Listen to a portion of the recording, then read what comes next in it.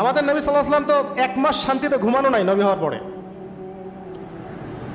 যখন তিনি মারা যান, ফাতিমা রাদিয়াল্লাহু আনহার কথা মনে আছে না? কানে কানে কি জানি বললেন। তখন আমাদের নবী একটা কথা বলেছিলেন, আমি এই বয়সে এসে কথাটা বুঝি, মাদ্রাসা লাইফে, ইউনিভার্সিটি লাইফে বুঝিনি। নবীজি বলেছিলেন তার মেয়েকে, ফাতিমা রাদিয়াল্লাহু আনহা তার কষ্ট দেখে কান্নাকাটি শুরু করলেন। আমাদের নবীজি তাকে কাছে ডেকে বললেন কানে কানে যে কি জানি একটা বললেন।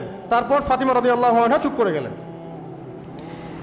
তো পরে জিজ্ঞাসা করা হলো কি বলেছিলেন, তিনি বললেন আল আব্বাজান বলেছেন আজকের পর তোমার আব্বার কোনো কষ্ট থাকবে না, আর তুমি আমার পরিবারের মধ্যে সবার আগে আমার সাথে সাক্ষাৎ করবে। এই যে আজকের পর আমার আব্বার আর কোনো কষ্ট থাকবে না, এর মানে বোঝেন, মানে সারাটা নববী জীবন কত যে কষ্ট নবী সাল্লাল্লাহু আলাইহি ওয়াসাল্লামকে সহ্য করতে হয়েছে। আজকে জান্নাতে যাওয়ার দিন, আজকে আর তোমার আব্বার কোনো কষ্ট থাকবে না। এই মানুষটার যদি এই অবস্থা হয় তাহলে আমরা কি?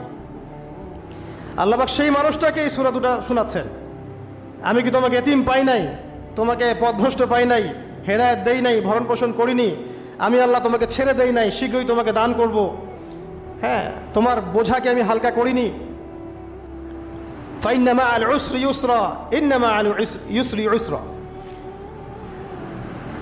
কষ্টের সাথেই স্বস্তি আছে, নিশ্চয়ই কষ্টের সাথেই স্বস্তি আছে।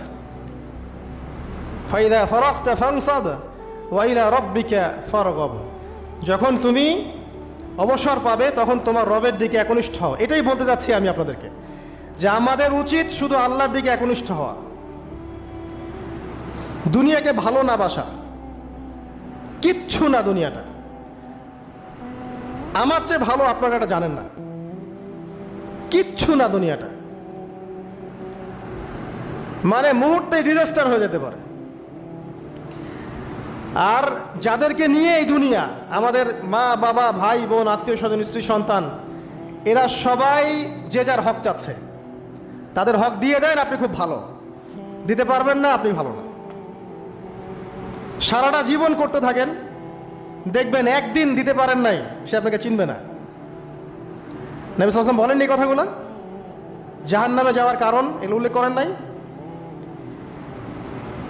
কিসের আত্মীয় আর কিসের আপনজন আর কিসের অফিসের বস আর কিসের কি, সবাই সবার স্বার্থ নিয়ে পড়ে আছে। শুধু একজন সত্তা আপনার কাছে স্বার্থ চায় না, সে কে? আল্লাহ পাক। এটা যদি বুঝতে পারেন তাহলে দেখবেন মনটা আল্লাহর দিকে নরম হয়ে যাবে। আর মুসলিমদের এখন এই মানসিক আত্মশুদ্ধিটা বেশি দরকার।